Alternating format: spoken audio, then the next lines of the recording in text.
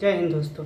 आज हम बात करेंगे G7 देश के बारे में। आखिर G7 देश हैं कौन से, इसमें कौन कौन से देश शामिल है, इसके बारे में आज हम चर्चा करेंगे। G7 देश की शुरुआत सबसे पहले 1973 में हुई। इसकी शुरुआत जो हुई थी अमेरिका के वाशिंगटन के एक लाइब्रेरी से स्टार्टिंग हुई थी। वहीं पर ही 4 देश मिलकर इसकी शुरुआत करते हैं।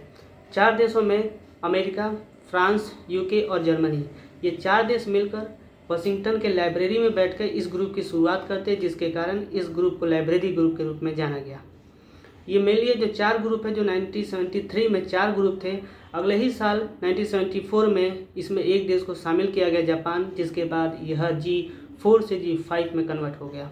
G5 में कन्वर्ट होने के बाद इसे 1975 में 1975 में जब पूरे वर्ल्ड में जब इकोनॉमिक क्राइसिस चल रहे थे, इसकी शुरुआत हुई थी। जब पूरे 1973 में जब ये स्टार्ट हुआ था तो पूरे देश में उस समय ऑयल क्राइसिस बहुत ज़्यादा तेज़ी से चल रहे थे। इसी के ही पर्पज़ से इस G7 देश की स्टार्टिंग भी की गई थी। लेकिन ये डे बाय डे क्या कहते हैं, प्रॉब्लम्स, इंटरनेशनल प्रॉब्लम बढ़ते ही जा रहा था। इसी को ही देखते हुए जितने भी डेवलप कंट्री थे, इसको और ज़्यादा एक्सपेंड करने के लिए, और ज़्यादा इसको बढ़ाने के लिए, और कितना और किस तरीके से सॉल्यूशन को ढूंढा जाए, जो इंटरनेशनल इश्यूज थे, क्राइसिस थे, उसको देखते हुए इसमें और देश ऐड होते चले गए।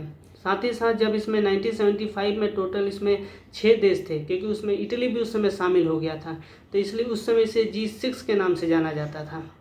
जब G5 था, जब इसके अंदर जापान ऐड हुआ था तो ये G5 था। जब इटली ऐड हुआ था इसमें G6 हुए, और 1976 में इसमें कनाडा को ऐड किया गया, तब ये G7 का रूप लिया। G7 जिसे आज हम G7 के रूप में जानते हैं। G7 देश यह एक इंटरनेशनल जो क्राइसिस होते हैं, इंटरनेशनल जो प्रॉब्लम होते हैं, उस प्रॉब्लम के सॉल्यूशन को ढूंढने का काम करते हैं।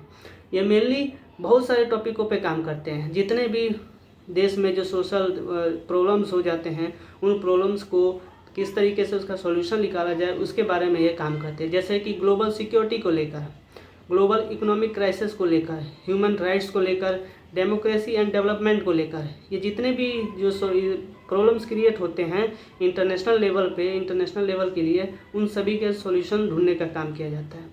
G7 जो देश है मेनली 4 सिद्धांतों पे काम करते हैं, LD और HD के सिद्धांत पे। LD का मतलब होता है लिबर्टी, डेमोक्रेसी, ह्यूमन राइट्स और डेवलपमेंट।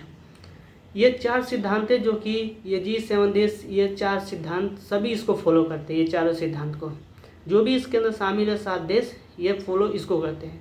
आगे चलने के बाद यह 1998 में G8 भी बना। जब इसमें रूस को शामिल किया गया था तब इस ग्रुप को G8 कहा गया था।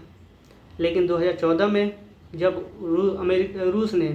रूस ने जब यूक्रेन के क्या कहते हैं क्रीमिया पे हमला करके उसको अपने अंडर में लिया, तब इस देश के बाकी सदस्यों ने रूस को इस ग्रुप से बाहर कर दिया और फिर वापस ये ग्रुप G7 का ही रूप ले लिया, जो वर्तमान में प्रेजेंट में जो कि G7 के रूप में जाना जाता है।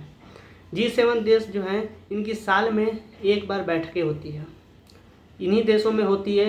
जो G7 जो देश है, इन्हीं देशों में इसके साल में एक बार बैठक होती है। इस बैठक में इस देश के जो मिनिस्टर हैं, एडमिनिस्ट्रेशन ऑफिसर्स हैं, ये सारे इसमें शामिल होते हैं। साथ ही साथ जो दूसरे देश के जो लीडर्स हैं वो भी इनवाइट के तौर पे इसमें आते हैं, और साथ में इसमें जो इंटरनेशनल ऑर्गेनाइजेशन है वो भी इसके अंदर शामिल होते हैं, जैसे कि WHO, WTO, world bank, IMF, इन सभी के जो लीडर्स हैं, UN के जो अध्यक्ष हैं, यूरोपीय के जो अध्यक्ष हैं, यूरोपियन के, इन सभी के अध्यक्ष इसके अंदर शामिल होते हैं। और जितने भी इंटरनेशनल इश्यूज़ हैं उस समय जो करंट में चल रहे हैं या जो फ्यूचर को लेकर जो सोचे जाते हैं, उस टॉपिक्स के ऊपर बात करते हैं, उसके सॉल्यूशन को ढूंढने का काम किया जाता है। ये G7 जो देश है ये एक पूरा बहुत ही डेवलप कंट्रियों का देश है। पहली बात तो डेवलप कंट्री हैं, इसलिए पूरे वर्ल्ड में इनका जो शेयर है 50 से 60% का शेयर अकेला सिर्फ G7 ही पर देते हैं, G7 के द्वारा दिया जाता है, इनका इतना शेयर है। साथ ही साथ GDP में ये 40 से 45% का इनका शेयर जाता है। 40 से 45% GDP में अकेले ये शेयर करते हैं। अब ये इतने डेवलप कंट्री हैं, इसी कारण से इनको ज़्यादा ही तौर पे देखा जाता है, और ज़्यादा इनको कहते हैं दूसरे देशों के जो कि गरीब देश हैं, अनडेवलप्ड कंट्री हैं, उनको किस तरीके से ऊपर उठाया जाए उसके ऊपर काम किया जाता है। 2022 जो कि अभी चल रहा है, इस 2022 में G7 समिट हुआ, जर्मनी में कंडक्ट किया गया था। जर्मनी में जो कंडक्ट किया गया, वहाँ पे उस जर्मनी में दूसरे देश के लीडर्स भी, इंटरनेशनल ऑर्गेनाइजेशन के लीडर्स भी इसके अंदर आए। जो दूसरे देश के, जो वहाँ के जर्मनी के जो चांसलर हैं, उन्होंने दूसरे देश के लीडर्स को इनवाइट किया, जैसे कि इंडिया को, इंडोनेशिया को, अर्जेंटीना को और सेगल को, साथ ही साथ साउथ अफ्रीका को, और यूक्रेन के जो वहाँ के राष्ट्रपति है व्लादिमीर जेलेंस्की, उनको भी वर्चुअल मोड में इसमें शामिल हुए। इंटरनेशनल ऑर्गेनाइजेशन के लीडर भी इसमें शामिल हुए। और साथ ही साथ इसके इस बार जो जर्मनी में जो कंडक्ट किया गया है G7 का समिट, इसमें 600 अरब डॉलर का, 600 अरब डॉलर का इसके अंदर इन्वेस्टमेंट की बात की गई है। जो 600 अरब डॉलर हैं, जो कि जो गरीब देश हैं, उन लोगों को किस तरीके से ऊपर उठाया जाएगा, उन लोगों को किस तरीके से उनके डेवलपमेंट को और आगे तेज़ी से बढ़ाया जाएगा, इसके ऊपर ये सारी चीज़ें खर्च की जाएगी।